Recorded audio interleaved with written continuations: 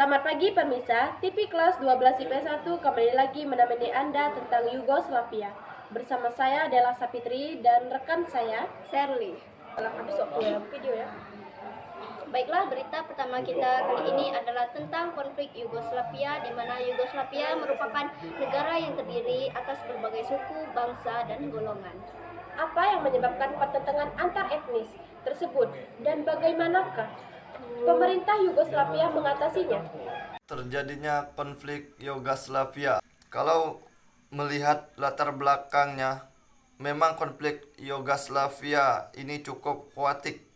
Ya, apalagi konfliknya sudah menyenggol masalah perpecahan antara etnis karena kesenjangan sosial dan juga ditambah lagi dengan masalah ekonomi. Kemudian terjadi pertentangan antara negara-negara bekas bagian Yugoslavia yang disebabkan oleh konflik teritorial antara negara lain, bagian Slovenia dan Kroasia. Konflik ini menyebabkan Slovenia dan Kroasia memutuskan untuk melakukan deklarasi pelepasan diri dari Yugoslavia pada tanggal 25 Juni 1991, diikuti dengan negara bagian lainnya yang juga mendeklarasi kemerdekaannya. Tapi, apa Yugoslavia merelakan negara-negara tersebut pergi begitu saja? Tidak. Yugoslavia merasa sebagai negara federal atau pemerintah pusat, mereka memiliki kekuasaan buat mengatur negara-negara bagiannya. Akhirnya Yugoslavia melakukan invasi ke negara bagiannya dan kemudian peperangan mulai terjadi di beberapa tempat, yaitu perang Bosnia dan perang Kosovo.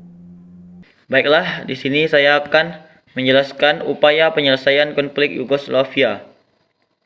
Untuk menghindari konflik yang berkepanjangan, PBB membentuk UNPROFOR atau United Nations Protection Force pada tahun 1992. UNPROFOR adalah pasukan perdamaian untuk menjaga perdamaian di negara-negara pecahan Yugoslavia. Pasukan ini terdiri dari Amerika Serikat, Jerman, Inggris, Prancis, dan Indonesia. Pihak-pihak yang berperang setuju untuk melakukan perundingan. Perundingan dilakukan di Dayton, Amerika Serikat, di bawah pengawasan NATO.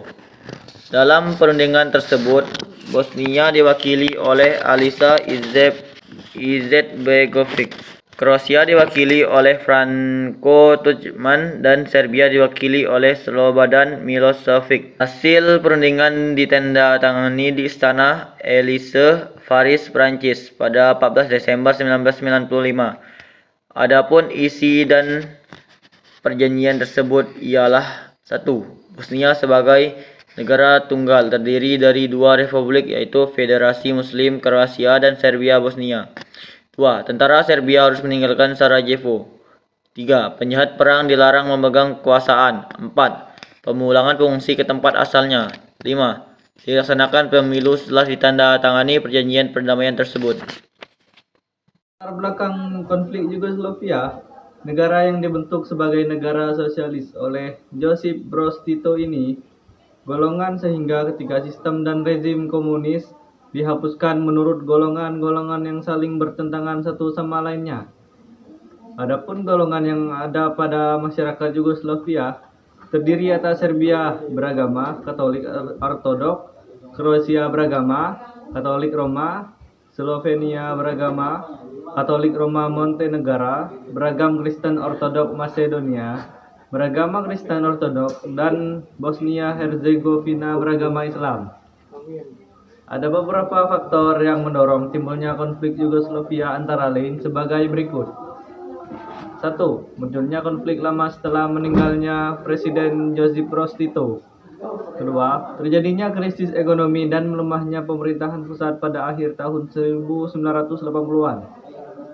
3. Ambisi Serbia untuk mempertahankan Yugoslavia. 4. Berkembangnya pengaruh glasnost dan perestroika yang dikumandangkan oleh Presiden Gorbachev dari Uni Soviet.